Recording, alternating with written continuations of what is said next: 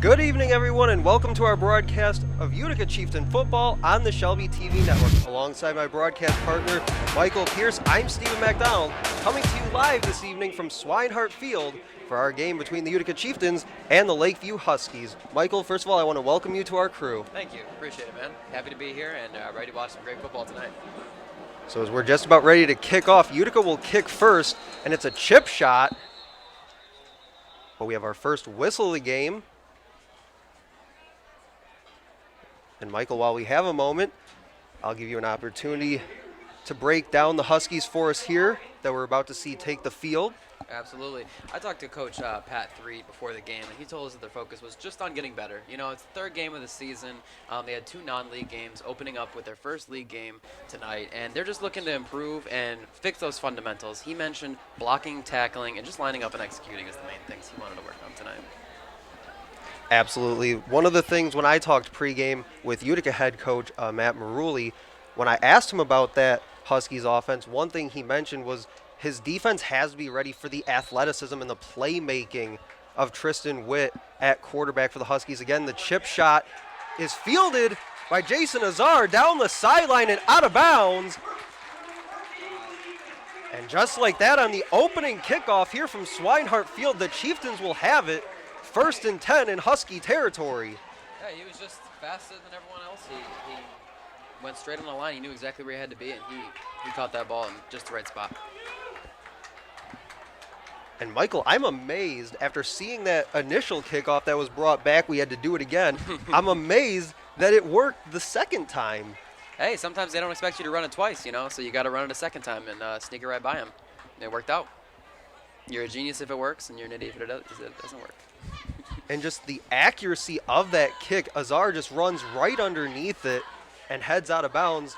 And as I mentioned, the Utica offense will take the field following that fielded kick. Senior quarterback Darren Welch, 11 in black, in the shotgun. And he had a game a week ago tonight against Sterling Heights Stevenson. Yeah, Coach Three talked about Welch specifically before the game. He called him a gunslinger, and he said that, you know, the quarterback like that, it's going to be a tough game, but he said that playing tough games like tonight are what they want, and that's why they play in the MAC. Well, the teams are out on the field, but the officials still gathered together discussing something, and Jason Azar not happy with whatever the decision was. And it looks like the teams will flip-flop, so the Chieftain defense now taking the field. We have an illegal first touch on the kick team. The ball will go to White. First down, Lakeview. So it looks like we're going to be waiting a little bit to see the gunslinger himself, as the Huskies start off with this ball. So in a turn of events, we'll see Tristan Witt, number 5 in white, the quarterback for the Huskies, take the field for the first time tonight.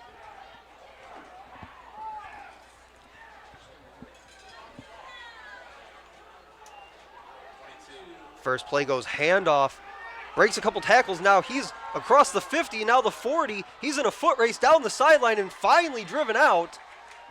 Looks like Flowers finally pushed him out of bounds. Number 18, Anthony Flowers, the senior defensive back, able to track him down. That was a great cut right there by Tyler Griffin on that run. He was headed to the right side, saw the opening in the field, planted his foot, and just hit and just went. And no one was going to catch him. And one thing to keep an eye on in this game tonight, the Huskies with 3 returning offensive linemen.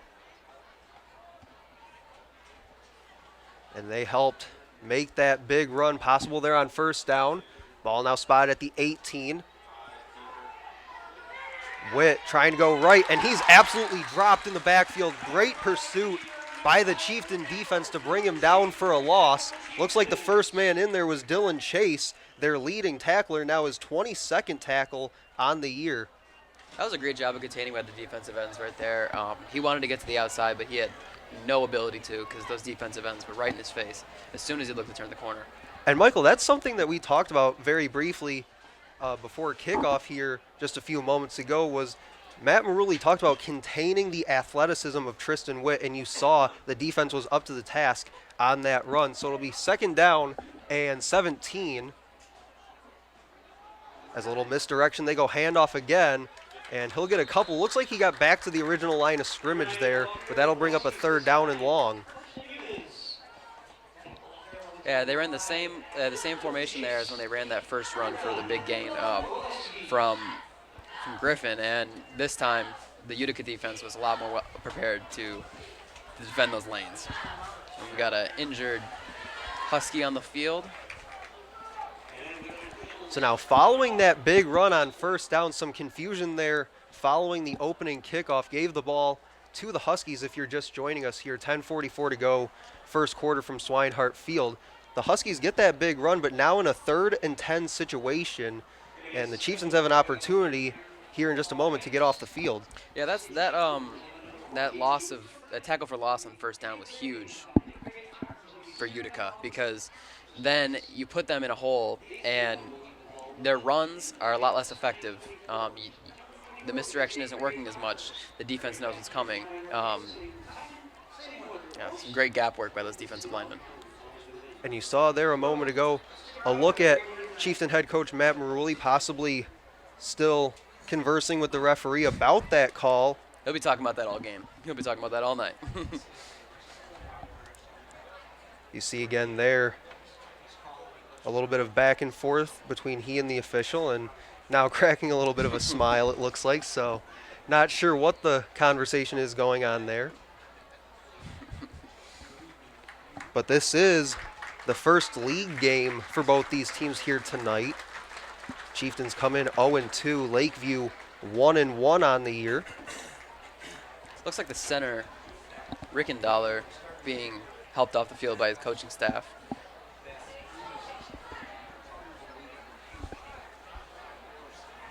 So an early loss for the Huskies. I did mention those 3 returning offensive linemen, Ethan Gates, Parker Engel, and RJ Hancock, the 3 up front. So it'll be 3rd down and 11, they'll say, on the 19-yard line. Witt goes handoff, but we got a whistle and a flag before that as the handoff, went to Austin Stockett. Got a false start on number 74 on the offense. 5-yard penalty, still 3rd down. And Tucker Weddle went early, so back it up 5 more yards. It'll be 3rd down and 16. Ball now spotted at the 24, 10:31 to go opening quarter. First possession of the ball game. Might be seeing our first pass on this play. Given the situation, you would think so, but so far they've been committed to the run against this Chieftain defensive front. They'll go play action, look over the middle, has a man, but well defended out there by the Chieftains secondary. Almost a good ball, though. I mean, it was a little over his head, but had he thrown a little bit shorter, I think that would have been right in the receiver's pocket. Just a little bit long, looking for Karsten Eunice. I think he felt the pressure coming in on him a little bit, too. And it looks like that was 5, Dylan Chase, in coverage there, so that will bring up 4th down. And staying on the field is the Huskies offense, 4th and 16.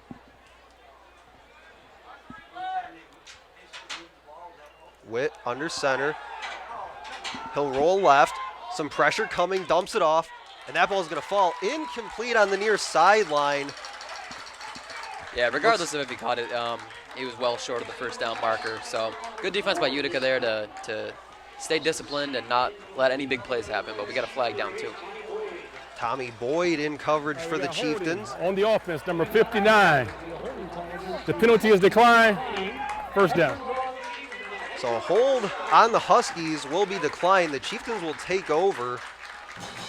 So now we'll see the Chieftain offense led by, as you called him, Michael the Gunslinger, Darren Welch. Yeah, Coach 3 was very focused on Welch and very focused on their passing attack.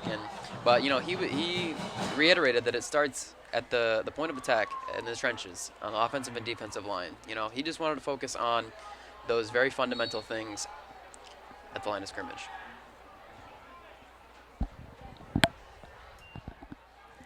So Welch from the shotgun.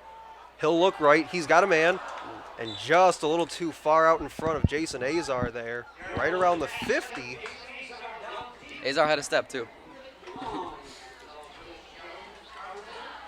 But I like the shot there, Michael, on first down, taking that deep shot to one of your probably bigger threats in this offense in Azar. Yeah, it's good. It shows the defense. You're not playing around. You got a quarterback with a strong arm, and you're going to use it. Especially in high school football. I mean, if you can execute the deep pass, you're going to have a very successful offense. So the Chieftains come to the line, second down, just inside 10 minutes here in quarter number 1. They'll go handoff this time. Azar, a big run as he breaks the tackle. He's out around the 50 and just couldn't shake the last tackle, but he gets across the 50 down to about the 48-yard line, and a big run on 2nd and 10 from that big-time playmaker, Jason Azar. Hey, Azar was on the kickoff, too. He's been running with purpose today. He hit that hole like he meant business. And in talking to Coach Maruli preseason about Azar, he said would take on a bigger role within this offense this year, both in the passing game and running game, and you're seeing both those kind of here in the early going as they go back to him on back-to-back plays. Welch goes handoff. This is Chase. Stays on his feet, lowers his shoulder, gets across the 40 and down to around the 36-yard line. That'll be a big first down on a run by Dylan Chase. This Lakeview defense is going to have to cut down on those broken tackles if they want to contain this offense. Back-to-back plays, you had 2 broken tackles that extended the play.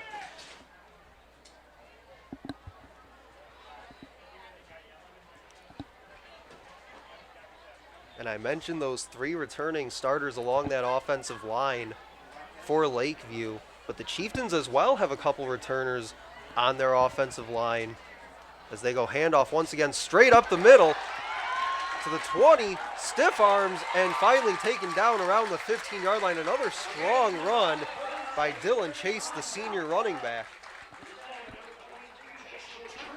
Got some excellent lanes opening up in the middle of this offense, and you're seeing that after Azar and Chase just broke off big runs right up the middle. So Dylan Chase leads this team in tackles defensively, can also run the ball, as we've seen here on this first possession for the Chieftains. 8:35 to go first quarter, no score. Lakeview turned it over on downs on their possession. Now Chieftains with their first shot at it. Ball spotted at the 15, 1st and 10. Azar trying to cut it back towards the middle. Got a couple on the run. They say ball might have come out.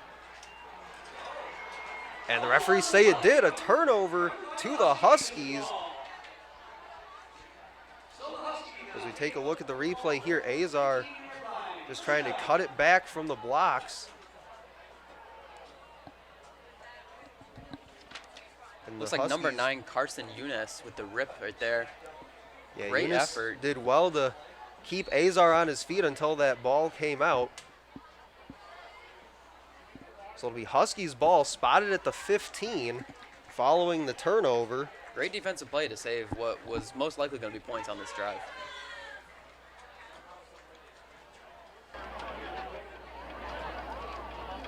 Witt goes handoff. Broke a couple tackles around the line of scrimmage and gets about 5.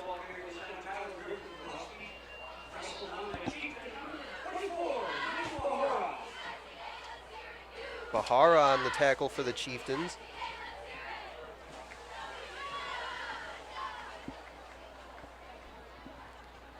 So it'll be 2nd down and 4.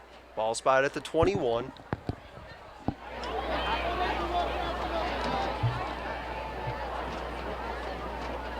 Witt under center. He'll go handoff again. Just pushing the pile forward right around that first down line. He'll get across it. And maybe about a yard or 2 more, it looks like. They'll spot it at the 26-yard line, and that'll move the chains. Back-to-back good plays from that offensive line.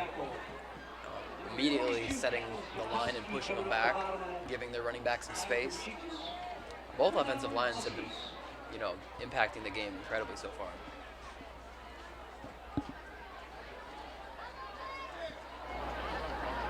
First down and 10. Witt will step under center. We'll see where this ball gets handed off to this time. And trying to stretch it out. Looks like they handed off to Austin Stockett, and he was dropped right. Maybe a 2-yard loss it looks like they'll give him on first down.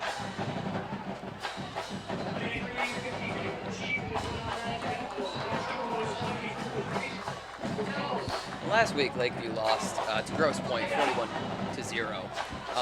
Very big loss. They gave up some big runs on QB scrambles and even a 50-yard bomb on a rollout. So they really struggled defensively to contain. And that's really what Coach Pat 3 talked to me about before the game, too, was just eliminating mistakes. Breaking it down to the elementary level and just focusing on fundamentals. And hopefully they can clean those up today. They'll go handoff again. Able to bounce off a few tackles and gain about 6 or so back on that run. But it'll bring up third down and about 5. And Michael, to your point, talking about breaking things down for this Huskies defense, already a turnover now that they've forced in this game. So definitely see maybe an early improvement from week 2 to week 3. But now their offense faced with a 3rd and 5 as we approach 5.5 to go first quarter here from Swinehart Field. Still no score. Huskies with their second possession of the ball game. Witt under center. Some misdirection again. They'll go handoff. And I think that was Anthony Flowers right there at the point of attack to bring him down. And he maybe gets 2 on the run. Yeah, it seems like after the first run where the Utica defense just really wasn't expecting that misdirection and that cutback, they've really strengthened up their defense and contained the running backs incredibly. Very few big gains given up by this defense after that first one. And that's a great adjustment to make because this Lakeview team is relying heavily on the run. Now a 4th and 3 situation. They went for it on 4th down. Their first possession, didn't get it, and they'll line up to punt. This time around, a short kick. And it takes a Husky bounce right around the 40, and it'll settle there at the 41-yard line. Pretty good field position for the Chieftains. Last drive, they took over at about their own 30, about 26-yard line, and they were still able to move the ball all the way into the red zone. So better position now. Let's see if they can capitalize on that. Their last drive, bitten by the turnover bug, is the fumble by Jason Azar. But prior to that fumble, they were moving the ball with ease. The fumble erased all that progress, but this Lakeview defense is going to have to step up if they want to slow down this offense. Welch will operate from the shotgun. He's got a running back to his right.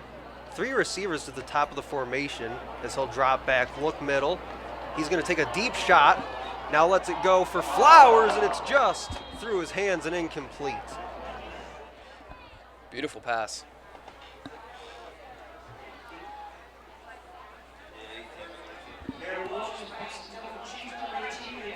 Just unable to connect. Welch was with Anthony Flowers. Had a 13-yard touchdown connection with Flowers a week ago, one of 3 touchdowns that Welch threw in that loss to Stevenson. And you can see the confidence in that last throw, too. He stepped into that thing. He had a clean pocket, and he let it fly. And if you're Utica, that's all you can ask for. Welch so far 60% through his first 2 games on the year as they line up for 2nd down and 10. They'll go handoff middle. Just dragging tacklers with him is Azar, and he's able to pick up 6.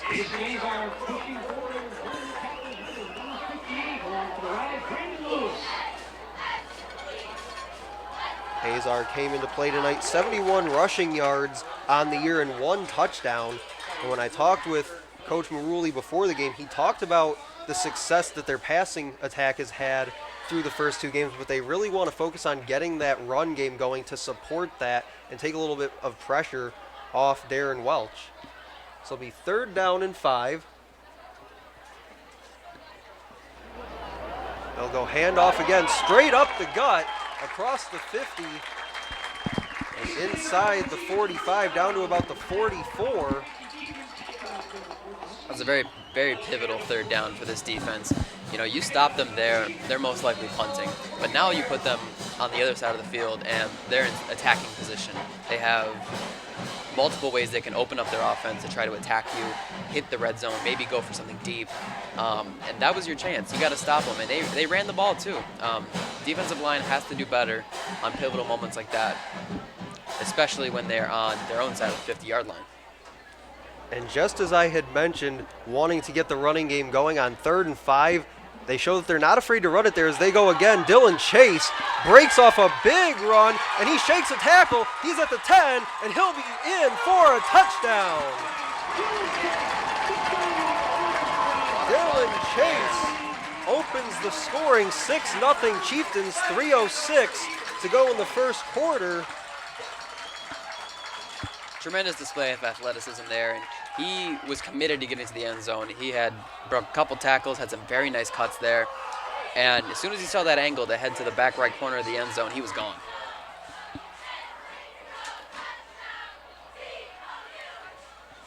Jack Mahoney on to kick the extra point.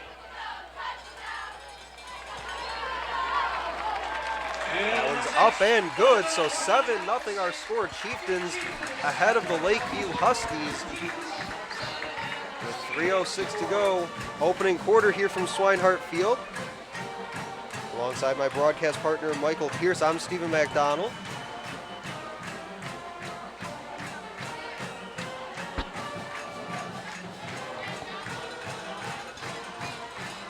And it really boils down to that 3rd down. I mean, that was a huge moment, you know, at your own 45, 46 about to get that 1st down and put yourself in position. And, I mean, Dylan Chase did the rest. Yeah, you see the replay here on your screen as Chase got around that left side, really had his eyes downfield looking for those open areas and just kept his feet moving. Some great footwork and cuts by these Utica running backs so far. Very deft feet, quick, and they hit those holes hard, just like you're supposed to.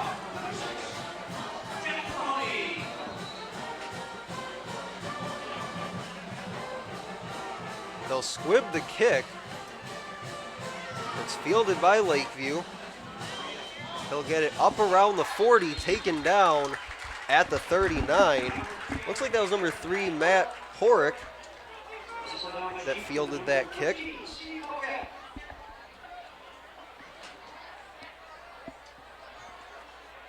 So the Huskies will have it there at their 39-yard line, 1st and 10, looking to answer back the score from the Chieftains and Dylan Chase.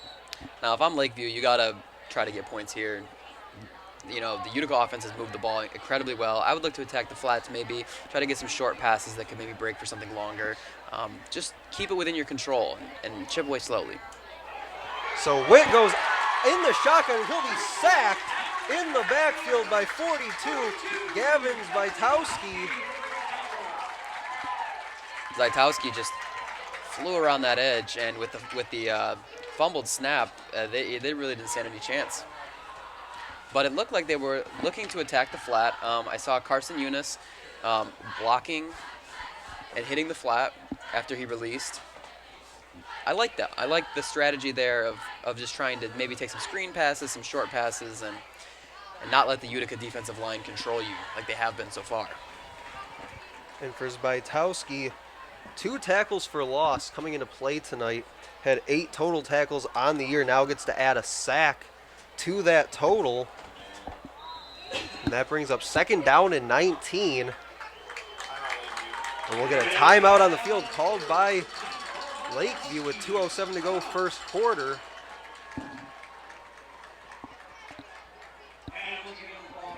And Michael, since we have a moment, get your thoughts here on the first 10 minutes or so of action. I mean, it really just like the coaches talked about before the game, it starts at the line of scrimmage. And to me, Utica, on offense and defense, their lines have been in control. They've been opening holes in the offensive end, and they've been containing Lakeview incredibly well. They have not let anything get to the outside, whereas Lakeview has done a bad job containing Utica in their offense, letting their runners hit the outside or just have wide open holes up the middle. And you really need to cut that back if you're going to beat this team.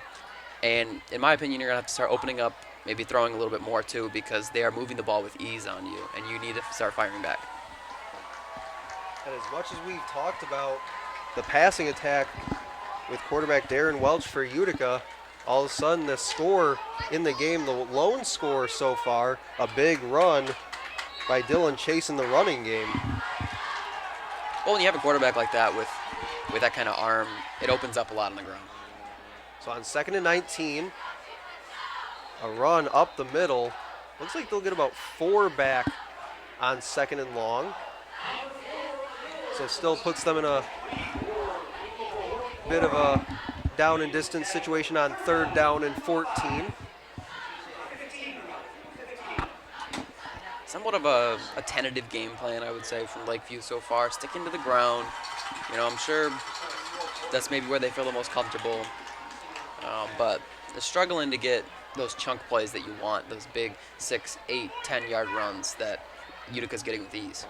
And they did have the one big run on their opening possession, but Chieftain defense held strong. Witt to pass, some pressure coming, chasing him out of the pocket. He'll get outside, down the sideline, drops his shoulder right at midfield, and driven out. Incredible run. I mean, I thought he was going to be on the backfield, but kept going, evaded those defenders, and was somehow able to get a first down on about a 12-yard run there, which it almost looked like he was going to be caught in the backfield for a sack. And he got driven out right at the first down line, so that'll move the chains. Ball spotted at the Huskies' 49-yard line. So it'll be 1st and 10 there, 1:14 left in quarter number 1.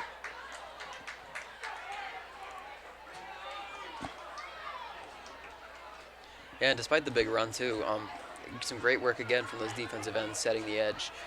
They were just unlucky that quarterback Tristan Witt escaped. Witt goes handoff again up the middle. Falling forward, they'll mark him down after a gain of 6. That play's worked twice in a row for him, getting about 4 to 6 yards. I think that's been a positive sign from this team, is that a little fullback handoff has been working pretty well. Great run there from Austin Stockett to pick up a nice gain on first down. Yeah, 6 yards on the run up the middle for the junior running back. As we approach 30 seconds left in the first quarter, Witt, that misdirection handoff again. Right around that first down line. Looks like they'll mark him right on it at the 41. And just like that, they'll move the chains again, setting up a 1st and 10. And that's the kind of stuff that you can do when you get a positive gain on first down. There's been a couple times that this Lakeview offense has had a first down play that has resulted in negative yardage, and it's ruined their entire game plan. But when you get those 6-yard gains on first down, it's much more safe and comfortable as an offense. You have so much more that you can do. And they will not run another play here in quarter number 1, so we'll head to the second. Our score, the Utica Chieftains 7 and the Lakeview Huskies nothing, but they are slowly on the move here as they stay committed to the ground game heading into quarter number 2. And Michael, getting your thoughts on quarter number 1 here from Swinehart Field. It was a tough one for Lakeview. Absolutely, I felt like Utica played a lot better in the first quarter, but what we saw in those last couple seconds there from Lakeview was encouraging. I liked it. Twice on this drive, they ran that little fullback handoff, got 6 yards or so. That's great. Find those plays and utilize them more going forward, and try to find counters based off of those plays. Maybe fake to that guy and pitch to the running back and try to hit something big. Well, both teams had big runs in quarter number 1. The Chieftains run resulting in the lone touchdown of quarter number 1. Also a fumble recovered by the Huskies at their 15-yard line. So we'll see what second quarter has in store for us here in just a moment.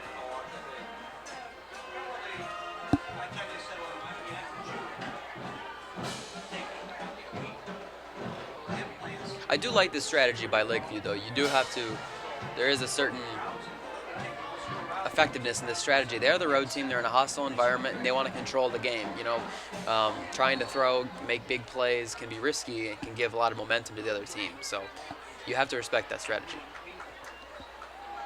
So they'll stick with what they've been doing. Handoff goes up the middle, and a nice gain on first down. Call it a gain of about 6. Austin Stock has been the most effective back for Lakeview. I'd like to see him get some more carries. Every time he gets the ball, it's a guaranteed 4 or 5, 6 yard gain. Yeah, they've used 3 runners in this offense so far. Stockett, Eunice, and Griffin, the third one. But you're right, Michael, so far looks like the most effective one at getting some of those big chunk plays on the ground that you talked about is Austin Stockett. So it'll be second down and 3. And it looks like somebody along that defensive line for the Chieftains may have jumped. You got an encroachment on the defense. That's a 5-yard penalty. 5 yards will give offense a first down.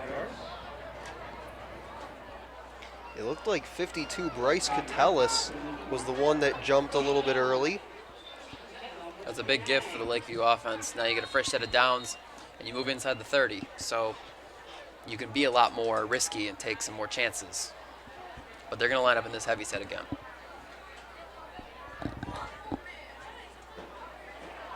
Witt. Hands off to Stockett. He's driven back right at the line of scrimmage, but a flag comes in right at the line, so we'll have to see what that is. Just over a minute old here in the second Got quarter. a personal foul face mask on the defense. That's half the distance to the goal. Still first down. So a couple penalties against the Chieftain defense moves it deeper into their end. Ball now spotted at the 17-yard line. And if you're the road team, you love when the home team gives you free yards on penalties like this. You know, make it easier for you. Get yourself in the red zone for free and continue to try to just pound that ball in. And that's what they're going to try to do, I assume, here. They come up quickly to the line here on 1st and 10. Witt goes handoff right side and met there. A couple Chieftain defenders. Looks like Dylan Chase in there first. Michael Bahora as well.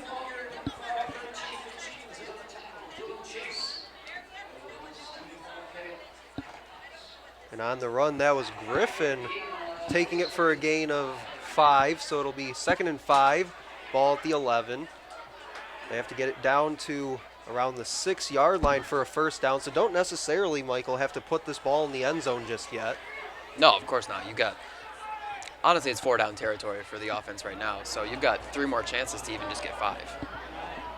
This is Eunice, patiently to the left side. He'll go for the corner, and he's in for the touchdown.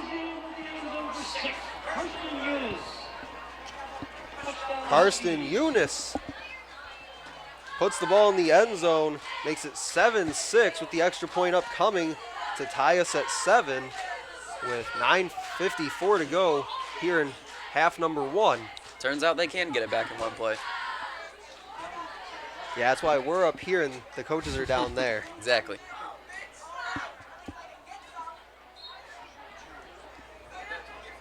Yeah, that just became a foot race as you see the replay there. Eunice racing to the end zone against a couple Chieftain defenders. Kick is up, it's a line drive and good, so we're all tied at 7, 9:54 to go in the second quarter. And now that ground game's starting to work for the Huskies. as you get one more look at the touchdown replay. If I'm Utica, though, I'm not too worried about what just happened on this drive. You had two big penalties that really affected everything, and while they were moving the ball, there were some good signs from the defense as well. There were a couple good tackles made, some good contains, some good gaps filled. Utica's offense has been operating a lot better than Lakeview's has so far. So if I'm Utica, I'm just sticking to the game plan. Cut down on those penalties, and that drive might be different.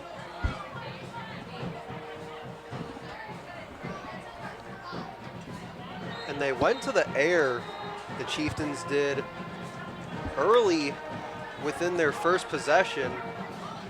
Had a shot at Flowers deep, couldn't connect, just through his hands.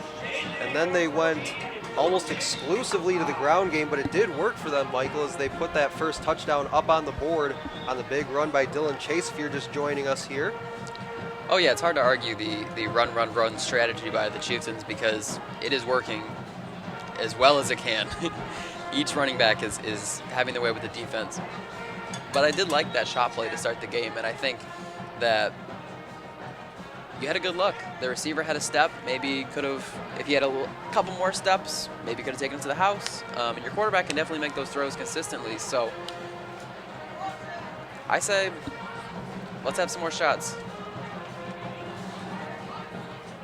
Yeah, I have to believe with the way that Darren Welch has been throwing the ball through the first 2 weeks, they will not be shy to go back to their senior quarterback here tonight. And not just that, but the offensive line has done a great job on Utica's side. Azar and Chase were the deep men, and they let this ball go out along the sideline, and there finally comes the flag.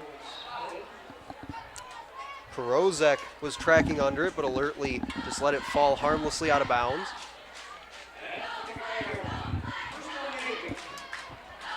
So the ball spotted at the 35-yard line as they walk it all the way up. So it'll be 1st and 10 there. Chieftains looking to respond after the touchdown by Eunice.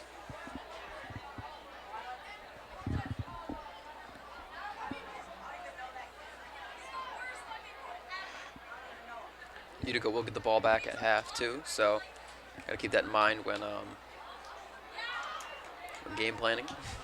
Welch hands off to Azar. Azar fighting through a couple tackles. Looks like they'll give him a yard on forward progress. And yeah, they will, Michael, as you said, get the ball to start the second half. They kicked off to begin our game here from Swinehart Field. And they also have 3 timeouts to work with here in the first half. Lakeview with 2 remaining. That was the best play I've seen from Lakeview defense so far, other than the fumble. As a team, though, that was a great defensive play. It didn't give the running back anywhere to go. He had to switch up his feet and try to look for a hole, and he was swallowed up before he could do anything with it. So Welch out of the shotgun, 2nd and 9. They'll go back to the pass game. Wide open is Perozek. He's down the sideline, and there he goes! House call for the Chieftains. Zach Perozek. And just like that, we were waiting to see when they go back to the air with Darren Welch, and we have got our answer. Great throw, great catch, good job after it too, but that play was beautiful. They set a fake screen, got both the DBs biting on the fake bubble screen, and number 17, Zach Perozek, had an open line to the end zone, right down the sideline. Great play there, caught the defenders when they weren't expecting it. Extra point is up and good by Jack Mahoney. 14-7. A couple big plays leading to touchdowns for the Chieftains here in the first half. Didn't take them long, did it, to answer that? About 30 seconds off the clock, they got another 7. And for Welch, the passing yards continue to pile up for him here in the early going of our 2021 season. Had 619 coming into play tonight, averaging north of 300 per game. Also went 32 out of 50 a week ago against Stevenson in a loss. Yeah, you can tell he's got talent. He's tall, he's got poise, he's got arm strength. Multiple times today I've seen him stand in the pocket, feet set perfectly, and just let a beautiful ball rip. It's no surprise that he's racking up yards like that. Had some big passing plays leading to scores a week ago, a 13-yarder to Anthony Flowers, a 45-yarder to Jason Azar, and that, I saw the replay of that a few days ago, was an absolute rope down the field. And also had a 21-yarder to Tommy Boyd on the kickoff, fielded around the 10-yard line. And bringing it all the way out across the 25 down to around the 27-yard line is Austin Stockett. This is a very pivotal drive for the Huskies right now. You've got Utica with a lot of momentum, a lot of offensive firepower, and you're back deep in their territory.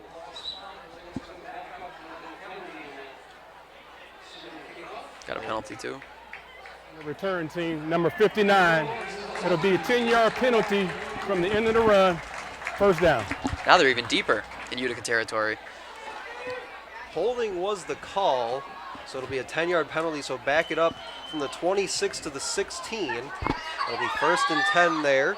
And once again, the Huskies offense looking to respond after a big play leads to a score for the Chieftain offense. Witt back under center. He'll survey the defense. They'll go handoff again. Now to the left side, breaks the tackle to the sideline, pushed out of bounds. Looks like he got enough for the first there before he stepped out. Nope, they'll say just about a yard short. That was Eunice on the run. Both Eunice and Stockett have both been very effective running backs today. Eunice with a touchdown earlier, and Stockett with a couple of nice gains on that previous drive. So Eunice doesn't get the first down, but it'll be 2nd down and 1. They run the same play. Eunice gets the first down and a couple yards more out across the 30. You know what they say, if it ain't broke, don't fix it.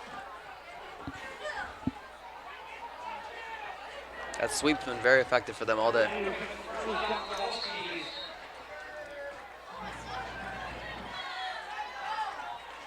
And on the replay there, Chieftains did well to blow up one of those lead blockers, as you mentioned, Michael, on that sweep play.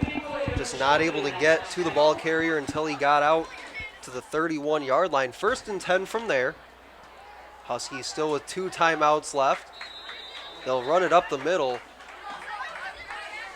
And he'll get about 3 on the run.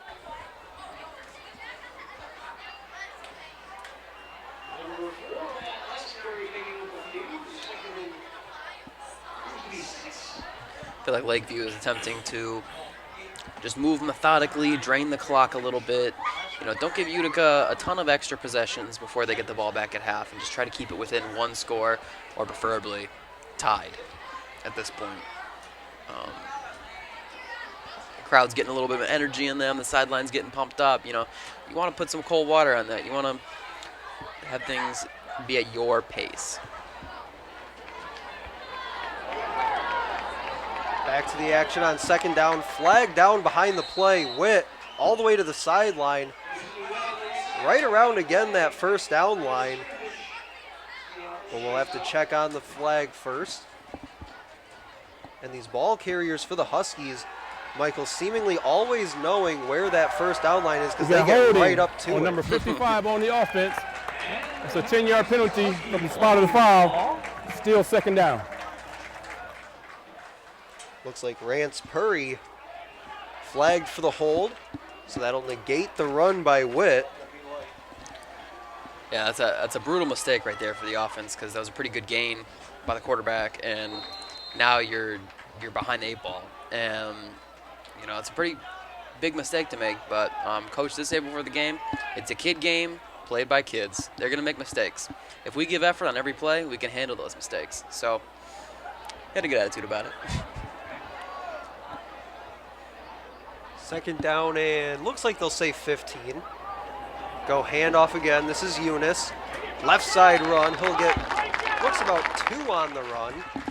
So that'll put them in a 3rd and long. And to your point, Michael, that seems like in talking with a lot of these coaches that we're matched up with here at Swinehart Field, that seems to be a theme with every coach we talk to, is just the progression week after week, just getting better at a lot of those little things like you talked about in each week, just trying to get a little bit better than you were a week ago. And that's something that even talking pregame with Chieftain head coach Matt Marulli that he talked about a ton, especially after the way their offense performed in a loss a week ago. Yeah, I mean, it's high school football. You know, you've got a lot to take from the good and the bad. And, you know, at the end of the day, they're just people out there playing this game. And you can't get too focused on the negative. So some misdirection again on the run, goes up the middle, and he's stacked up and dropped after a gain of about 3 or 4 on the play, so just gets across that original line of scrimmage. That'll bring up 4th down and,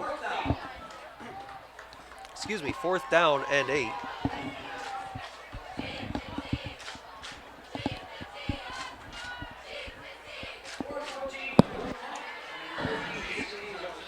Jason Azar back deep for the Chieftains, right around his 40-yard line.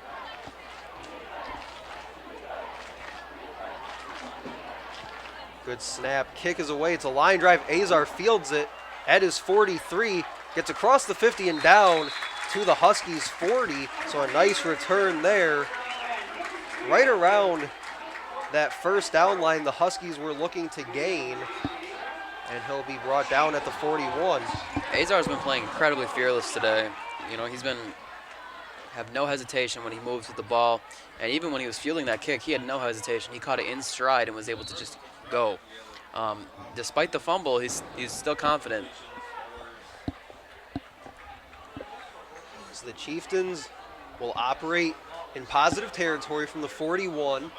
4:51 to go first half. Still have 3 timeouts to go as they go handoff Azar. He makes a nice cut up the field, and he'll get about 4 on first down, 4, maybe 5.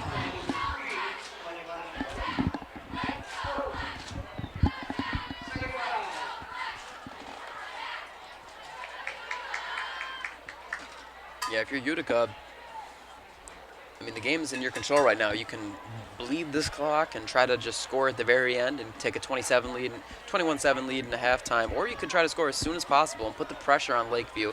So far, they haven't responded that well to the pressure, so I have a feeling Utica will be going with the latter.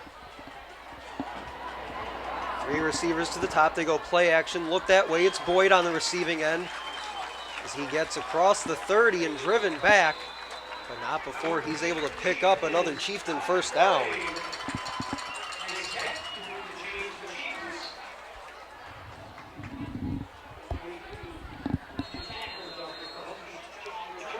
As we get a look at the replay, Boyd just kind of finding that soft spot in the defense. Nice easy pitch and catch, and that's the kind of throws that will get a guy like Darren Welch going.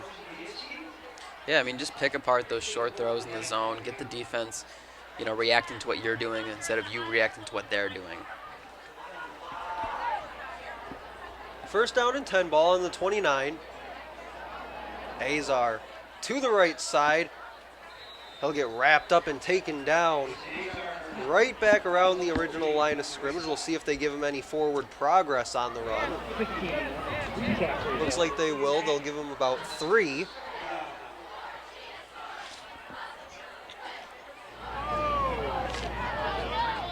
Still plenty of time for the Chieftain offense. As we hit 3 minutes to go in the first half. 14-7 our score. Chieftains with the lead and the ball. Yeah, interesting strategy here to just take your time and drain some clock. I definitely understand it, though, the way they've been moving the ball and controlling everything. And it looks like we'll get a timeout. It'll be called by Matt Marulli and the Chieftains.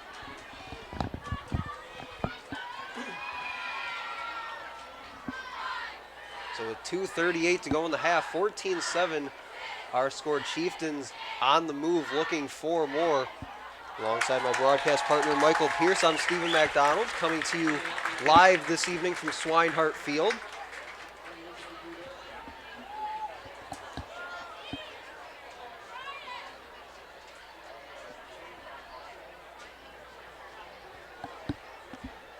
And Michael on 2nd down and 8. If you had to put your coach's hat on for a second, what would you say the play call will be here? With the way things have been going, I think a safe run is what they're going to do, probably to Azar up the middle. It's been working extremely well, but, I mean, every time they've taken a look downfield, there's been a guy open, there's been a ball that was maybe just off in its placement, and it's tempting to take that shot again. So Welch to roll to his left. He's got a man deep. Looks that way, it's Flowers, and he's in for the touchdown. Big play, Chieftain offense. 20-7 with the extra point upcoming. There's that shot play. They knew someone would be open downfield. They just rolled their quarterback to the left and let him make that decision. He put it right on him, but what a catch right there. You're going to see in this replay. High points it, keeps control, and moves forward. Beautiful touchdown. Welch now his 2nd touchdown pass on the night. Still a whole half of football to go. He puts down the hold. It's up and good. Our score now, the Chieftains 21, the Lakeview Huskies 7. And we get one more look, Michael, at that touchdown throw. They just put it where the defender couldn't get it. Beautiful throw. Even better catch.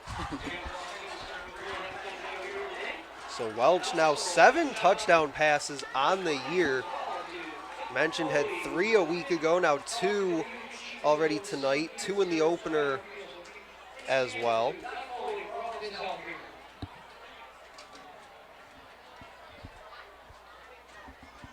As Coach Maruli getting his special teams unit in order for this kickoff that we'll see here in just a few moments. And I really like that shot play for a few reasons. Number one, it's been working.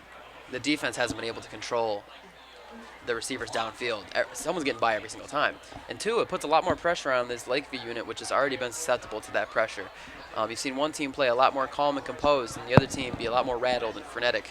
And, you know, when you're the team that's at home and you're in control and you're playing more calm, you need to put the pressure on them because, you know, pressure will make or break this game.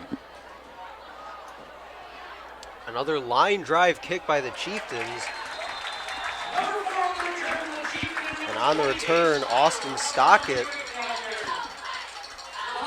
He'll get out to about the 24-yard line, so the Huskies will take it there. 1st and 10, 2:26 to go here, first half. Now Lakeview's in a tough spot because you're down 14, you don't have the ball at half, and the other team is moving the ball with ease. They've been sticking to this full house, heavy set, just running it with misdirection and you know, reading the defense. But, you know, that can only get you so far. I'm interested to see what they do. With 2 timeouts to work with, Witt under center. Looks like he lost the handle on the snap.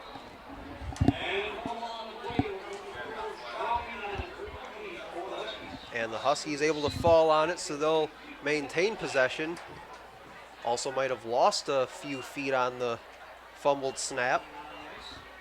Good recovery by Stockett there, sticking with the play, keeping your eyes open. We had a false start on the offense. That penalty to be declined. 2nd down.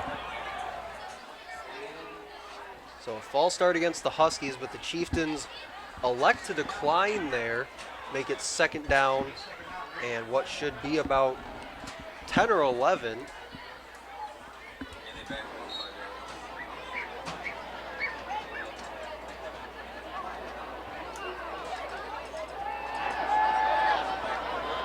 Taking a deep shot down the sideline.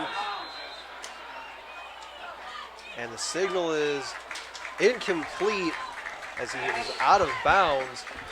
But taking a look at where the ball was spotted, it looks like they did back them up a few yards, even though the official said that the penalty was declined originally. Yeah, it should have just been at the spot of where Stockett fell on the ball, but it seems to be a little bit farther back than that.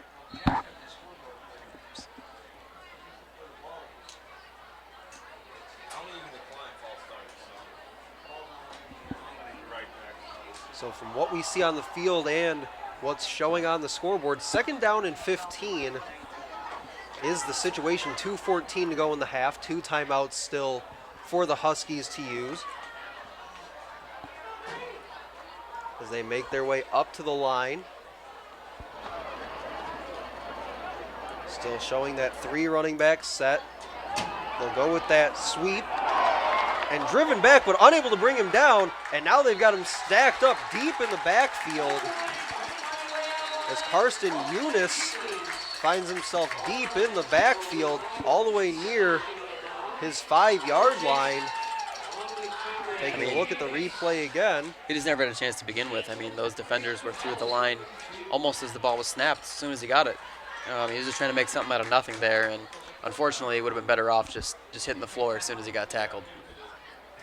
And with that loss brings up a 3rd and very long now. Ball spotted at the 9-yard line. 2:04 to go. Chieftains called timeout, their 2nd of the half. Yeah, that was a real stick because the play had already developed.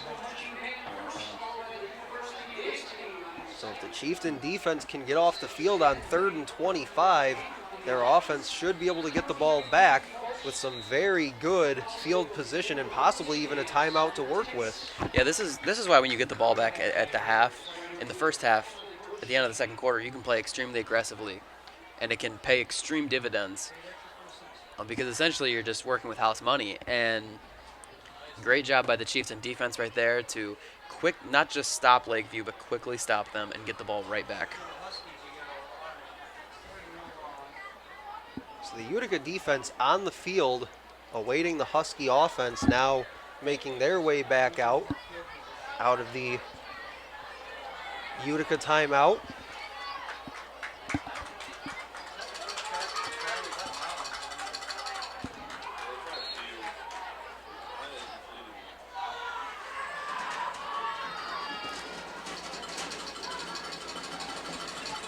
Chieftains with a lot of bodies on that defensive line.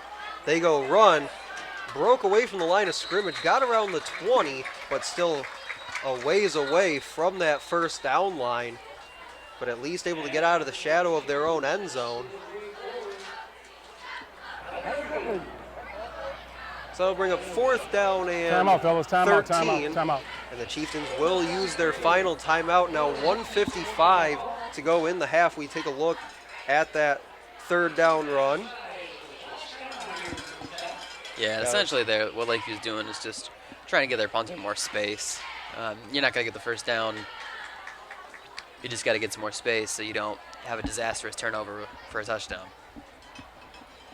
And Tyler Griffin able to get a good chunk of yardage there down the middle of the field, but Chieftain's secondary able to converge on him.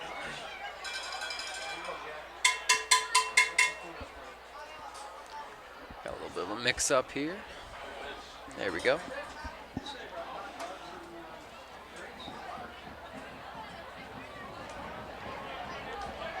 Jason Azar was camped out around his 50, around midfield. But now it looks like the offense will stay on the field for the Huskies. And the pitch lost in the backfield. And the Chieftains say they recovered it. And they did, around the 10-yard line.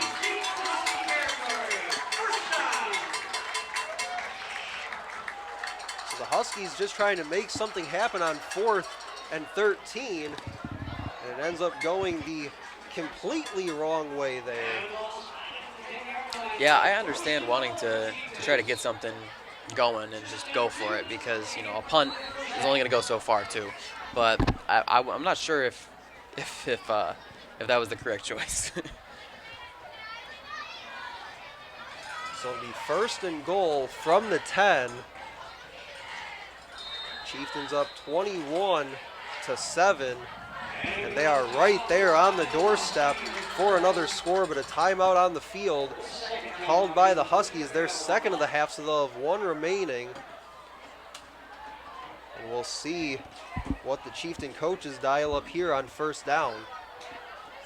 If I had to guess, I'd say probably just some solid runs, trying to drain a little bit more clock and get the halftime with another touchdown. I mean, if you're Utica, that's all you can ask for. Get it at halftime, it's 28-7, and get the ball back. That's every coach's dream.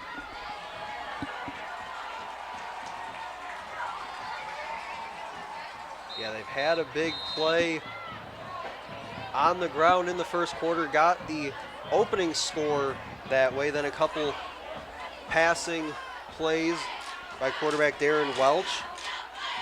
So maybe they go back to the air with Welch here on first and goal from the 10.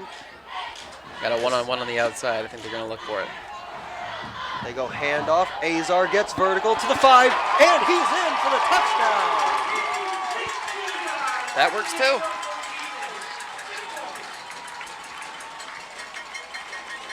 Great cut up the middle by Azar there. He's been incredibly effective with the ball in his hands, and you can see why. That's speed.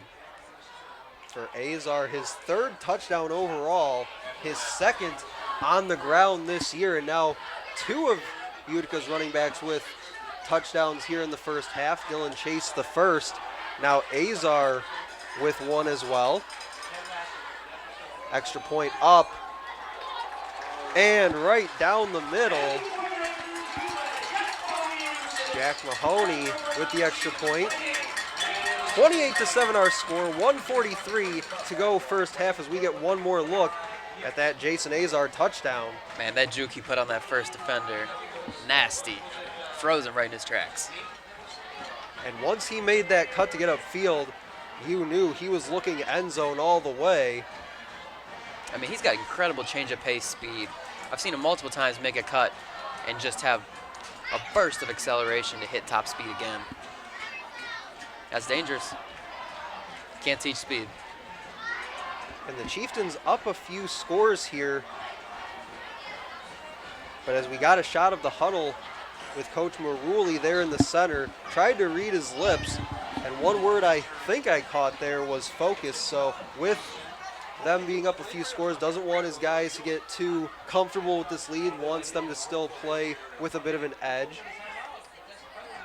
I mean, you can make some costly mistakes here still. I mean, you know, botch kickoff, you know, give up a lane for a kick return touchdown. It's a whole different game. They'll just push the kick on the ground again, and fielding it around the 35, gets to about the 38-yard line.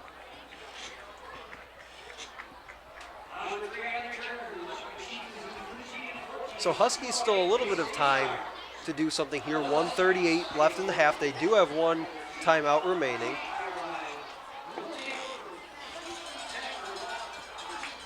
That Chieftain defensive line, though, really getting some confidence as the game goes along. So we'll see what they can do here with about 98 seconds left in half number one.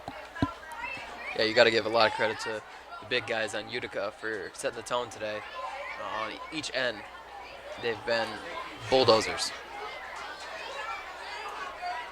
Witt, hands off. This is Eunice.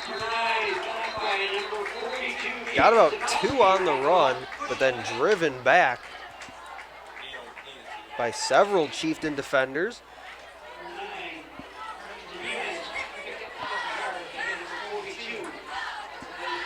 Take another look at the run. Able to slip by one tackle, but not much there after that.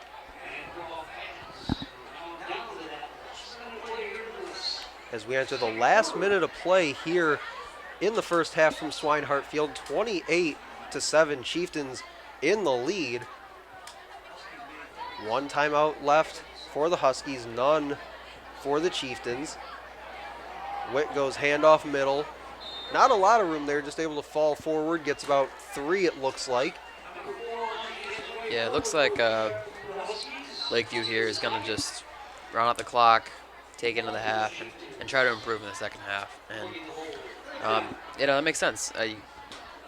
Just keep it how it is, and then focus on slowly improving and eliminating some of those mistakes. Because there's been a couple in this first half that didn't necessarily need to happen, and that's why the score looks the way it is. And it doesn't look like, by the pace of the huddle right now, that they're going to run another play here in the half, but they do get up to the line.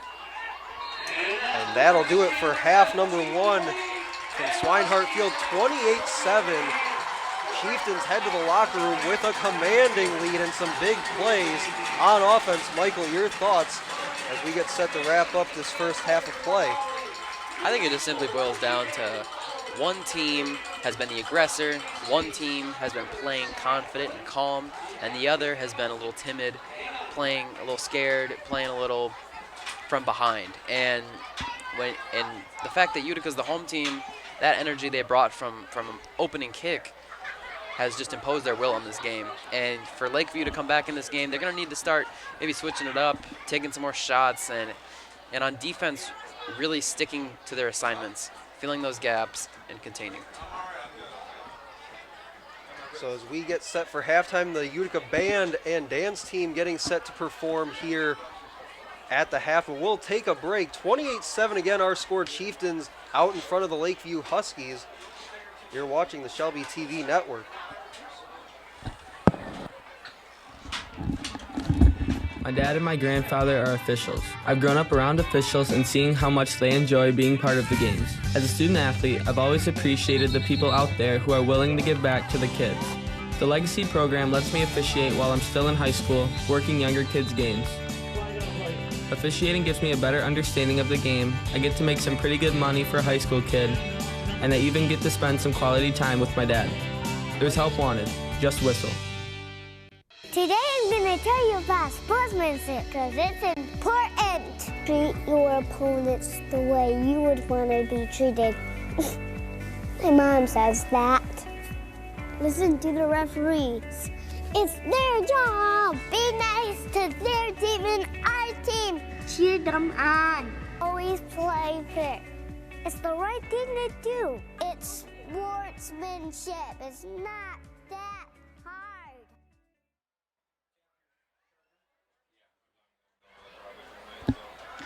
Welcome back to Swinehart Field.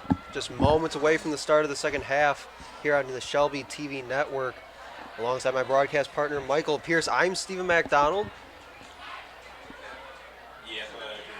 As we take a look at some highlights from that opening 24 minutes. That big run. Very early first possession for Lakeview, but then seemingly, Michael, it was all Chieftains after that. Yeah, absolutely. I mean, you see right here, this ground attack was working from the first time they ran, and it has not slowed down ever since. And the Chieftains have not slowed down ever since. That shot right there of a Lakeview defender struggling to keep up has been the entire first half. Yeah, it was a couple touchdown runs, bookended a couple Darren Welch touchdown passes. Number 6 and 7 on the year for Welch, the senior quarterback. Came in completing 60% of his passes, also averaging about 300 plus yards through the air. As we take a look at one of those touchdown passes there to Anthony Flowers. And Michael, you talked about it there before the half. The Chieftains will start quarter number 3 with the ball on the kickoff. Yeah, expect them to lean heavy on that ground attack again. Try to drain as much clock as they can. They've got control of this game. They know it, and they know what they have to do to get out of here with the W. And that's to continue to hit the ball up the middle, keep striking on the ground, and they just keep doing what they've been doing so far. They'll be getting their first win of the season. Yeah, you mentioned that first win. Chieftains 0-2 coming into play tonight. Lakeview Huskies 1-1 entering play here on Friday the 10th. This is the the first league game for both these teams here in 2021. It's interesting, the all-time matchup is in favor of the Chieftains 12-7-1, but the Huskies now winners of 3 straight in this series. Yeah, so these seniors for Utica, they haven't beat Lakeview yet. As we see the Chieftain marching band getting into some activity down by the student section. They just wrapped up their performance here at halftime. Teams continuing to get loose here before we start the third quarter of play here from Swinehart Field. And I think for Lakeview, the key to getting back in this game is to just stay calm. A lot of these mistakes they made in the first half, they were pressing, and they were clearly feeling the pressure of Utica's offense and defense. They just need to continue to play their game, execute the game plan, and really on defense, they need to secure the edges, stop these running backs from breaking so many tackles, get them down the first time that you get to them. No arm tackles, and just contain them, because the moment you give them that lane for a big play, they're going to take it. And they took it every single time in the first half. Every single shot play they took nearly worked. And you mentioned the defense and handling that rushing attack for the Chieftains. The Huskies defense did have a takeaway in half number 1, a fumble recovery on a strip against running back Jason Azar for the Chieftains. So they are winning that turnover battle thus far, but the scoreboard is heavily in favor of the Chieftains through the first half of play. We are just seconds away from the start of the second half. Chieftains will get the ball to start. Yeah, I mean, I don't think Utica has had to punt the entire game so far, and Lakeview has, and that's the difference. Is not only have they been moving the ball better, but their mistakes, they don't let them compound. They have one mistake maybe, that's it. They don't get themselves in these situations where it's 2nd and 15, 2nd and 20, and they need to scramble to make something happen. They just continue to do what they do and stay within themselves. That's the key. We see a shot there as both teams make their way out onto the field here at Swinehart Field. For the start of the second half, we see a shot of the student section known as the Tribe here, as well as a few members of the cheer team. The Tribe decked out in their neon here tonight. And they've had a lot to cheer about, haven't they?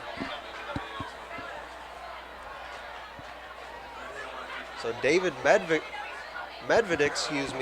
to kick off for the Huskies. Dylan Chase, Jason Azar, the deep men for the Chieftains.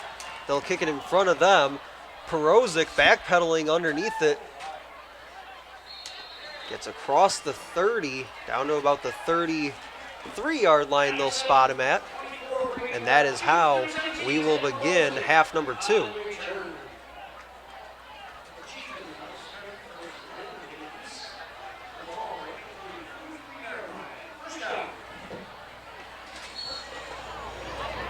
It's going to be important for Lakeview to get a stop here if they want any chance of getting back in this game.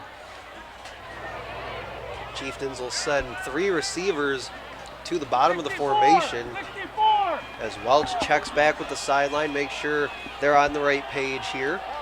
1st and 10 from the 33. Welch alone in the shotgun.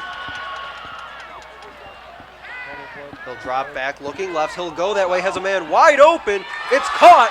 That looks like Flowers, and he's taken down around the 25-yard line. So much for playing conservatively, eh? First play, they go 5 wide and take a shot right down the left sideline, and that was a laser, too. That ball was beautiful. Amazing throw. You're going to see it again right here. Yeah, Welch just looking so comfortable Wow. in the pocket here tonight. As you mentioned, Michael had all day to throw that and just found open the wide open Anthony Flowers behind the man in coverage. So the ball spotted at the 26. It's 1st and 10. What a beautiful pocket, too, by that offensive line. They have been doing a tremendous job on every single pass play. I have not seen quarterback Darren Welch feel any pressure at all. He'll sit back in the shotgun, handoff Azar, met right at the line of scrimmage and brought down after a gain of only 1. So he'll get to the 25, but not much doing there on first down following the big play. Need to see more of that from this Lakeview defense, swarming, attacking. Number 50 in white, Keegan Tackett, one of the tacklers in for the Huskies. Brings up second down and 9. Chieftain offense on the move once again, up 28-7 here as we play in the third quarter. Chieftain student section beginning to get loud right underneath us here in the press box. Welch looking right. He'll take a shot for the end zone. Back shoulder and just broken up at the last second. Incomplete. It's good defense. No flag there. Rightly so. He was looking for Jack Malone, the backup quarterback and starting wide receiver for this Chieftain team. And a nice job turning and breaking that pass up at the very last second was number 23, Joshua Turner, the senior defensive back. He stuck with him the whole way, and he was right in his hip pocket. Tried to make a little push, but it didn't really work. And more of that is what Lakeview needs. Stick with your man. Don't let him get past you, because when they get past you, who else is going to hit them? So the ball's still at the 25. It's third down and 9. Welch has a running back to his left. 3 receivers to the bottom. Holds on to it. Now throws end zone and nobody there. Looks like a little bit of a timing issue there on that throw. He just overthrew him. And I think he was a little bit too locked in on that read, too, because he had a man right down the middle going for the post. I thought he could hit, but look right here. Feels a little pressure for the first time. Makes that overthrow. Yeah, looking in the direction of Azar. Had the safety, looks like, coming over the top. A beautiful shot by our camera crew there at the sky here over Swinehart Field. Looks like they're going to be going for it and back out in the 5 wide. So let's see if Lakeview can get one last stop. This would be huge for their defense. Welch again alone in the shotgun. He'll bring a man in motion across the formation. That looks like Chase. He's looking left. He'll throw over the middle. Got Flowers, and he's in for the touchdown with a dive. The somersault finish on his second touchdown of the day. Ooh, celebrate on him. Yeah, he knows. Darren Welch, back-to-back games with 3 touchdown passes. Puts him at 8 on the year, and number 8 was a beauty over the middle. Second of the game to Anthony Flowers. He's putting that one on his Instagram, isn't he? For Flowers, number 4 is the extra point up and good.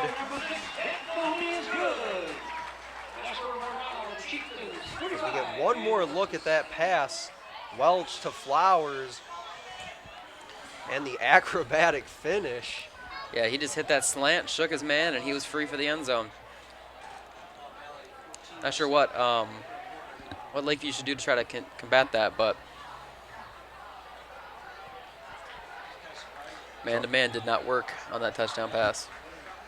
So our score now, Chieftains 35, Lakeview Huskies 7, still 10-12 to go here in the third. Lots of time left, but Chieftains firmly in control here from Swinehart Field.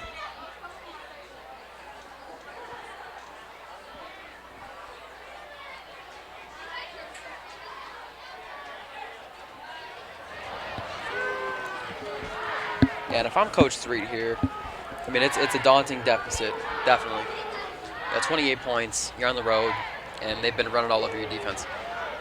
But what you need to do is put that pressure on their defense. It's going to take some heart. It's going to take some fight. But you got to get their defense feeling uncomfortable. Chieftains just let this one roll down the field, and it rolls out on the near sideline, out of bounds, and that will bring out the penalty flag. That's what I'm saying. This Utica team has been playing with a ton of swagger, a ton of energy on the defensive side, and you need to cut that down. You need to, give yourself some confidence, give yourself some momentum, because they've got all of it right now. And, even though it's 28 points, crazier things have happened, and got to start chipping away sometime. So we'll see what Tristan Witt, the senior quarterback, and his offense can come up with here. Ball spotted at the 35-yard line, 1st and 10. They'll send 2 receivers out to the top of the formation, but they'll stick with the ground game, and not a lot of room up the middle, maybe gets a yard. That was Austin Stockett again on the carry.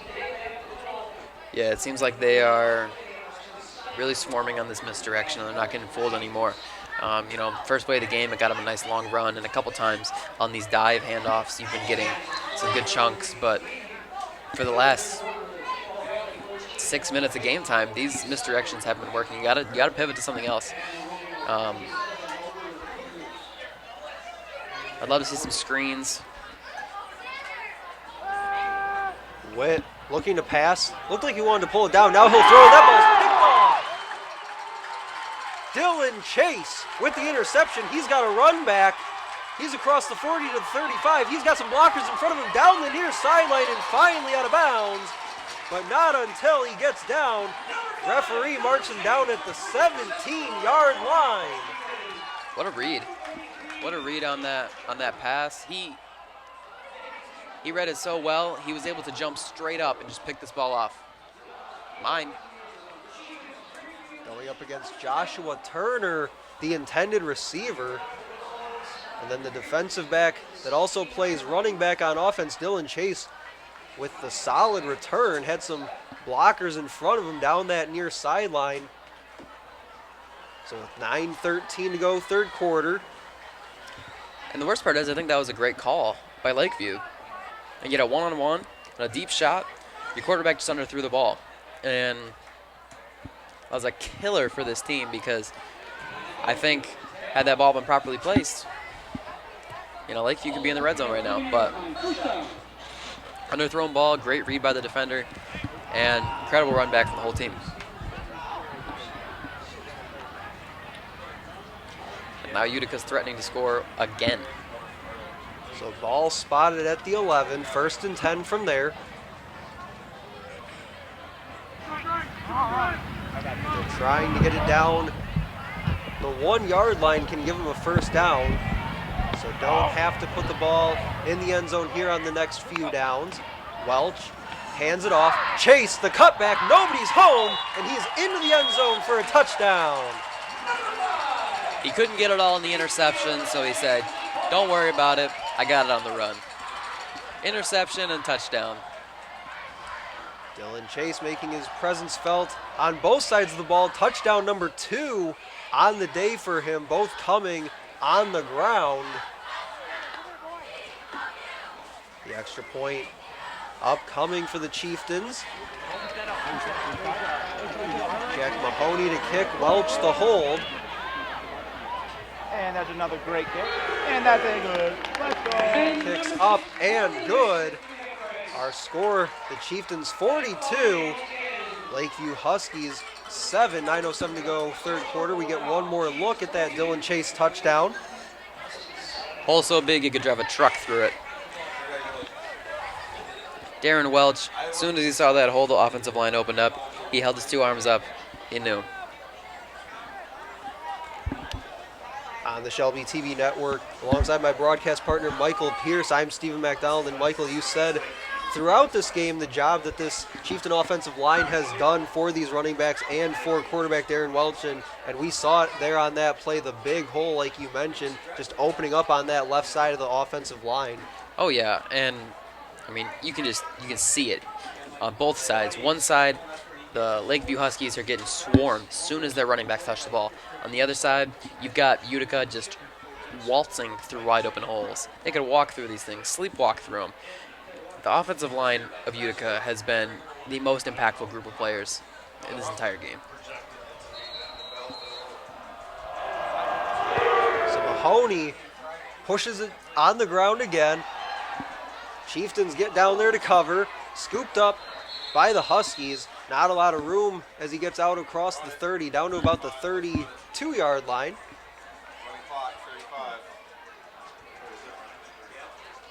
Good job to stick with it there, prevent another turnover for Lakeview on that kick return. And we're being told up here in the booth, with the score differential sitting where it is, the clock will continue to run. So the Huskies will have it 1st and 10, ball on the 32. 8:20 and counting here in the third. How about Utica with this quick offense? I feel like they have scored 4 touchdowns in the past 6 minutes of game time. Incredible. Yeah, they had that touchdown late in the first half. We thought they'd go run. Instead, they rolled out and through to the end zone. Run here on 1st down for the Huskies. Gets them about 4 on 1st down.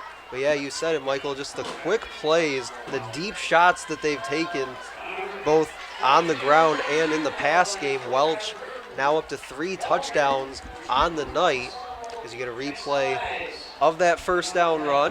And then on top of that, you have the excellent field position that Utica's had on multiple possessions. There was the one possession that they stopped Lakeview on 4th down in Utica territory, and then that interception return set them up in the red zone again. So great field positioning as well.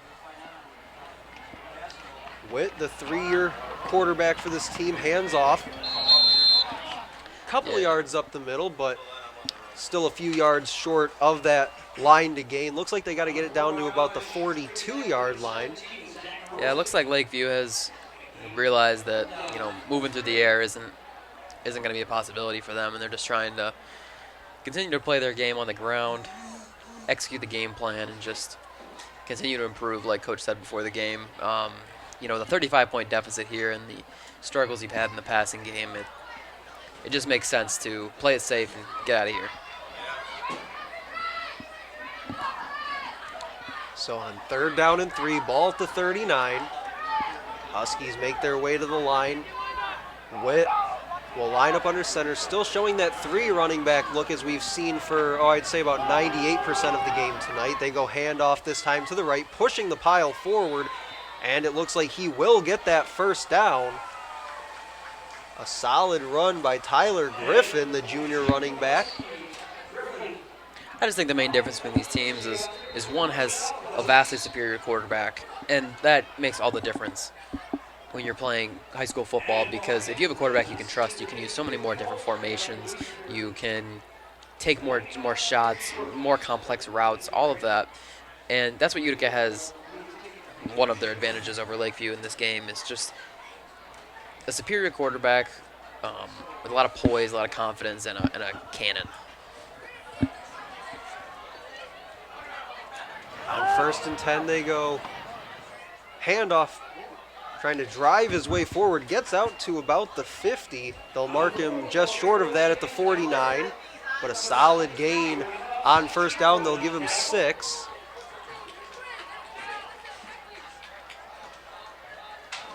As we see the replay, Austin Stockett, the ball carrier, just very patient, Michael, as he hit that little bit of a hole on that right side. Yeah, you got to give these running backs credit.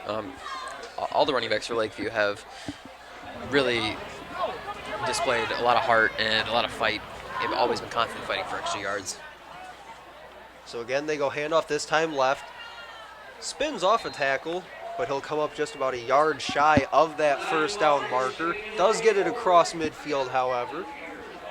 It's very clear that these running backs are the strength of this Lakeview team, but I think it's been made even clearer that the Utica defensive line and linebackers, they have no problem handling these running backs.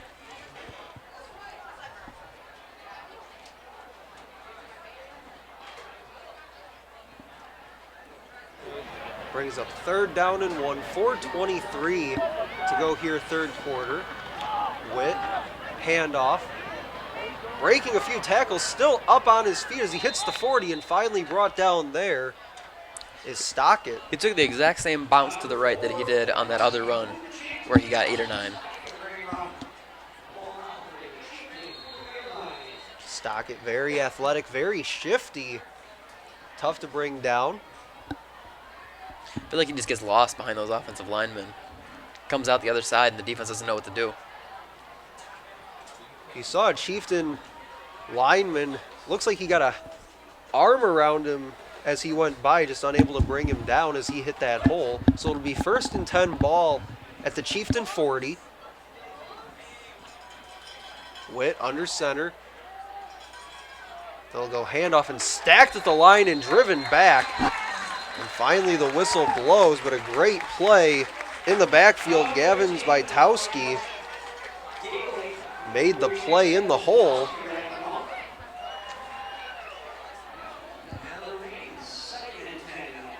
They give him no gain on the run, so 2nd down and 10 upcoming.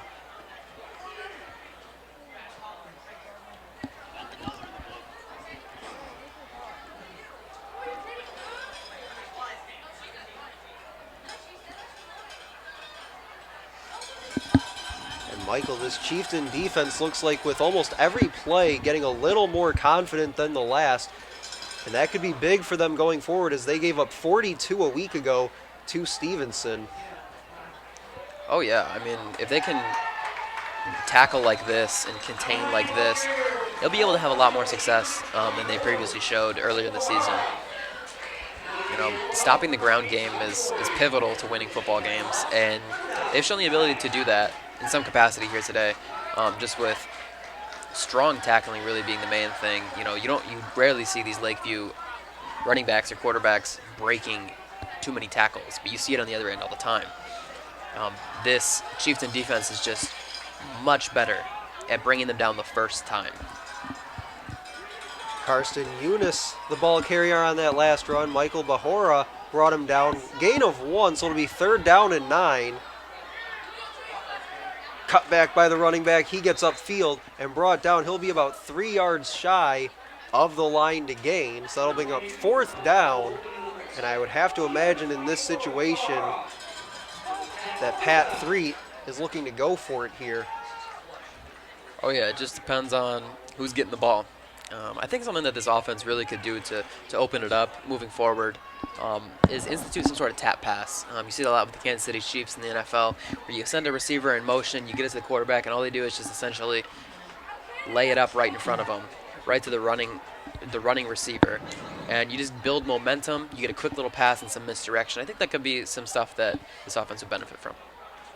Handoff on 4th and 3, breaks a couple tackles, pushes his way ahead, gets the 1st down and about 2 yards more as we hit the final minute of play here in quarter number 3. 42-7 our score. Chieftains in front. Yeah, but at this point, you know, Lakeview's just trying to establish some positive momentum for next week. You know, this game's got out of their hands, and they just want to do some things right, focus on those, build on those moving forward, and get some good feelings going in that locker room to end this game, because the first half did not go the way they wanted, and I mean the floodgates opened in the third quarter too. On 1st and 10, Witt fumbled the snap, picked up alertly though by Eunice, and he's dropped in the backfield for a loss. Looks like they give him a loss of 5 on the run, but just able to fall on that football and keep possession, as it looks like we'll take this to the 4th quarter.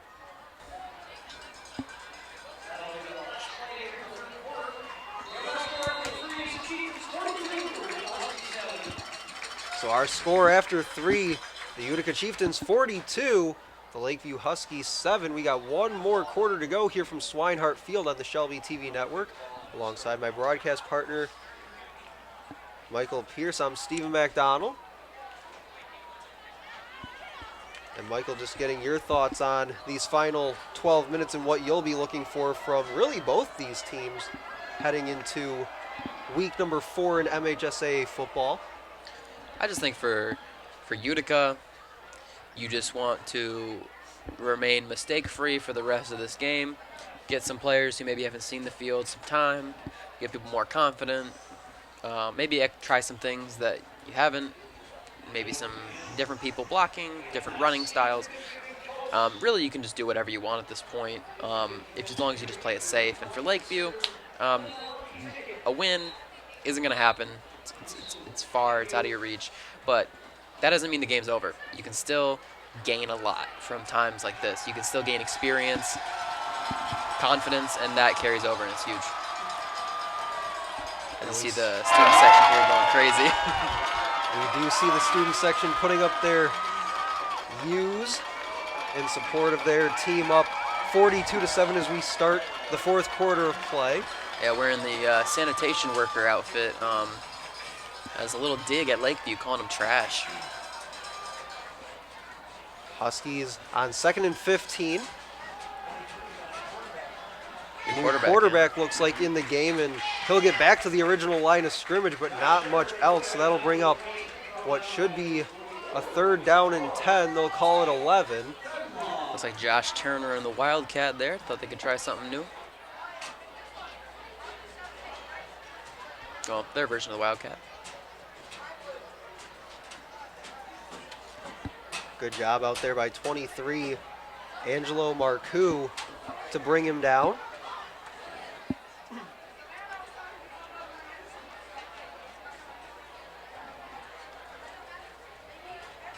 I think now is the time for Lakeview to maybe execute some more passes, just take some risks, do something, because you have nothing to lose at this point. You just have a lot to gain, experience. Bouncing off a couple would-be tacklers around the line of scrimmage, able to get ahead for a few yards. Looks like they'll give them about 7 on the run, so it'll bring up 4th down and 4. Just over a minute gone by here in quarter number 4. Yeah, it looks like head coach Pat 3 of the Huskies is giving Tristan Witt the day off, or the fourth quarter off, after going down 42-7. Just going to play it safe here, it seems. So the ball spotted at the 22. They got to get it to about the 18 for that 1st down. Hits the hole, pushes his way forward, and he might have landed right around there. Yep. You see the official on the far sideline signaling 1st down. It's a smooth little cut there. I like that one. Had 2 of their backs going to the left. Other one coming out in front of the quarterback. A little misdirection.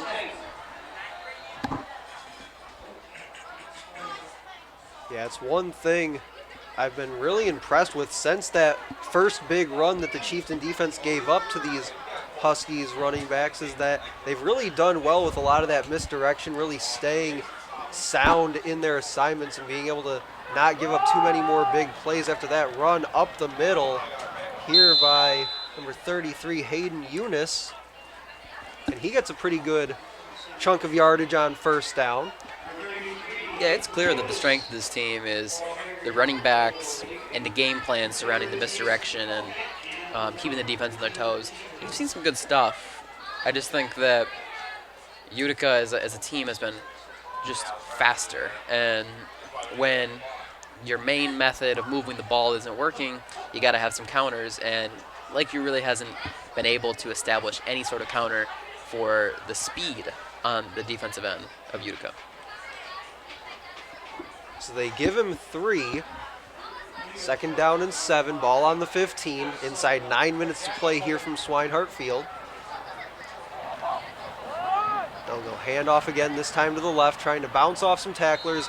Will not get outside, and he's brought down by a host of Chieftain defenders. That was 26, Brandon Harris, the sophomore, on the carry. One more look at the run by Harris. It seems that with the strength of this team being running the ball, especially with Tristan Witt, he showed some good running ability when he was in the game. I think it would serve this team to introduce more than just the misdirection, maybe some option plays, some design quarterback runs could be nice, because they have a great group of runners. It's just about utilizing them as effectively as you can. They'll go handoff again, straight up the middle. Found a little bit of running room there. Able to break free and right at the sticks will move for a 1st and goal. Ball spotted at the 7-yard line, so Huskies not ready to call it quits just yet, looking to punch one in. That was Eric Simmons, number 13 on the carry, a freshman on this Huskies team. Yeah, that's what I was saying earlier, is it's good to get players like that involved, get these freshmen in there, get these young kids in there, give them some experience, and maybe they'll help you out later in the season. Run this time to the right side of the line. Not a whole lot of room there. Brought down right around the line of scrimmage was Hayden Eunice.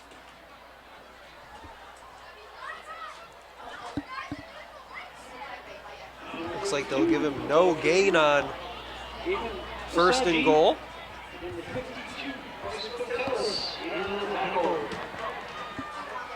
And combine the running clock with the running attack of the Huskies, and we're already inside of 7 minutes to go here in the 4th quarter. 42-7, still our score. Chieftains have had the lead the entire way. If you blink, you might miss the 4th quarter. They'll go handoff right to the outside, string it out, and the Chieftain defense meets him on the edge. That was Eunice again. Hayden Eunice. We saw a lot of Karsten Eunice here tonight. Grabbing on and wouldn't let go was 22, Alessandro Van Samays. One of the Chieftains starters defensively still in the ballgame. Looks to me, Michael, that they have many of their starters still in defensively. Well, you know, despite being up this big, these guys want to play, and that experience will serve them great still. I mean, these are situations that you can carry into other games. Red zone, heavy running team, stuff like that. It's all teachable. The freshman up the middle near the goal line, and they'll say just short. Mark him at the 1. That was Eric Simmons with the strong run. Just denied at the goal line. But yeah, as I was saying, I mean, all these situations, football is such a situational game that getting these players in these situations to have lived experience is very valuable. So on defense, it serves you to keep your starters in sometimes, especially early in the season if you want to get them those reps in those specific situations like goal line and teams who use 3 backs and stuff that they will probably see later in the season. So here we go, 4th and goal from the 1. Huskies looking to punch one in. The snap is fumbled, and they're able to fall on it, but it was 4th down anyway, so the ball goes back over to the Chieftains. As Joshua Turner able to fall on it, but again, it didn't matter. It'll be Chieftain football deep in their own territory. They'll spot it at the 5. And Michael, to your point about just giving some of these guys some reps, giving them some confidence, I think that's a big thing that these coaches for the Chieftains will be able to take away from this game, especially on the defensive side of the ball. Like I said earlier, they gave up 42 points to Stevenson a week ago. Coming here and giving up just 7 to the Huskies and their rushing attack is going to be something that I think they carry with them the rest of the way. And obviously you hope that in a game like this, late in the 4th quarter, the score being what it is, you don't want to see any of those usual players, the starters, get hurt. And so far that hasn't been the case, thankfully, as we see a switch at quarterback for the Chieftains. As we talk about leaving some of the starters in, it'll be number 12, Jack Malone, as he hands off up the middle, a lot of room. He's out across the 30, heading for the 50. It's a foot race down the sideline, and he did not step out. Touchdown, Chieftains. Jaden Slaughter, 95 yards to the house. When it rains, it pours, and it is monsooning at Swinehart Field right now as Utica adds their 7th touchdown to the board. And we'll take another look at it. Malone made the handoff, and his job was done. It was all Jaden Slaughter from there. 95 yards down the near sideline. Looked like he may have stepped out, as you mentioned. The official didn't make the call. The official was too busy flipping over the defender, head over heels. Yeah, you hope the official's okay there. The kick is up and good on the hold from Welch. And another big play for this Chieftain offense. That's been the name of the game here tonight. And no one is happier than that kicker.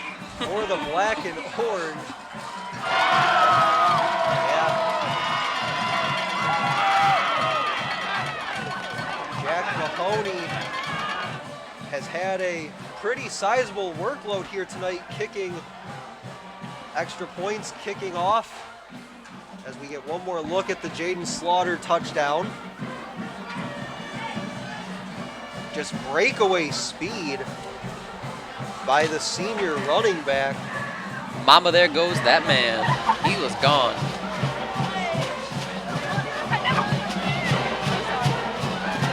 Hey, Michael, I'll tell you what. For those at home that don't know, I am a graduate of Utica High School, and I have to say, after watching countless games here from Swinehart Field, this may be one of the more electrifying offenses I've seen from Utica for as long as I can remember. Just a ton of speed all over the board. I mean, quarterback Darren Welch has that arm, but everyone he's been throwing to has been just faster than their opponent. I mean, it's just been complete outmatching of speed, and they've taken advantage of it time and time again. And to reiterate the point made in talking with Coach Maruli pregame, said that he wanted to really get the ground game going to take some of that pressure off of Welch and the passing game. Obviously, we've talked a lot about the success that they've had passing the ball. Welch now up to, I believe it was 8 he ended the game with total for the year so far, as he had 3 here tonight in just about 3.5 quarters of play. But they've had those big plays in the running game tonight. 3 now on the ground, 3 through the air. So definitely we're able to, at least for tonight maybe, get that running game going the way I think they would have wanted to. Yeah, you saw a lot of great stuff in that running game, and for them, it's just icing on the cake because you got a good quarterback who can throw. That's incredibly valuable in itself. And then you've got these speedy, shifty running backs with acceleration out the wazoo, and I mean, that just gives you so many more options moving forward in this league play, as Utica will get their first league win here today. Run up the middle on first down. He'll get about 12. That's the freshman again on the carry, number 13, Eric Simmons. So the freshmen come in here late in the game and definitely shown us something here in the ground game for the Huskies. Yeah, if I'm the Huskies coach, there is a big positive to be taken away from this, despite the score. Your running backs played amazing. They did all they could. Another run nets them a first down as they get across midfield down to around the 44-yard line. Yeah, and for Lakeview, you just want to get one more. You just want to try to get a touchdown before the game ends. Just for morale, momentum, confidence. And they came oh so close on their last possession. Got it all the way down to the 1, but a fumbled snap on 4th and 1. Turned it over on downs to the Chieftains. And Jaden Slaughter took care of the rest. Run it to the right side, and another gain on first down. Gain of 7 brings up 2nd and 3.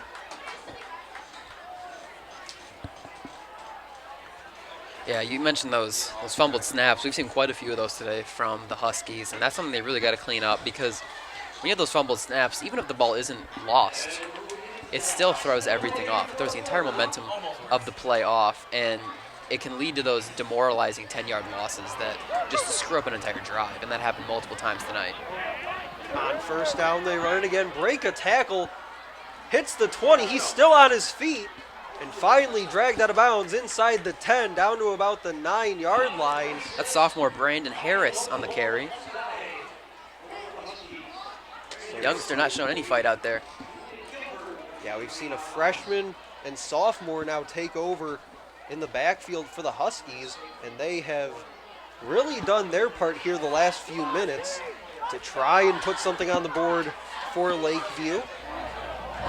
clock winding down. Let's see if they can get another play. This should be the final play. To the goal line, stretching, and he won't get there. Again, marked down at the 1. Come on, coach, call timeout. That was, again, the freshman, Eric Simmons. So back-to-back possessions, the freshman stopped at the 1-yard line, and that will do it. The Chieftains come away with a big home win in week number 3 of MHSAA football, 49-7. Our final score here from Swinehart Field.